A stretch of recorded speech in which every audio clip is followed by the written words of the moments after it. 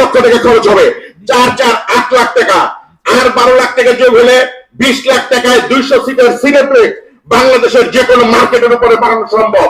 যারা এখানে যাদের পরিচালক আছেন, আপনারা যদি 1 লক্ষ টাকা করে আপনাদের 300 সদস্য হয়, 3 কোটি টাকা উঠবে। এই 3 কোটি টাকায় সারা ঢাকা শহরে 10টি সিনেপ্লেক্স হবে 1 বছরে, 2 বছরে 20টি, 3 বছরে 30টি। আমাদের নিজেদের নিয়ন্ত্রণে যখন আমাদের সিনেপ্লেক্স থাকবে, তখন কেউ আর আমাদের ছবি নামাতে পারবে না, কোন কর্পোরেট সংস্থাও আমাদের ছবিকে নামাতে পারবে না। আমি মনে করি মাননীয় প্রযোজক সমিতি এবং ইকবাল যে স্বপ্নটি দেখেছে সিনেপ্লেক্সের, ও সিনেপ্লেক্স বানাবে। আমি মনে করি যে এই সিনেপ্লেক্সের স্বপ্ন তার হচ্ছে গিয়ে এটার জন্য একটা সবচেয়ে বড় প্রতিবাদ হবে। 1 কোটি টাকা দিয়ে ছবি না বানিয়ে বন্ধু তুমি ঢাকা শহরে 5টা সিনেপ্লেক্স বানাও, এই আশাবাদ ব্যক্ত করে আমি সবাইকে ধন্যবাদ জানিয়ে শেষ করছি।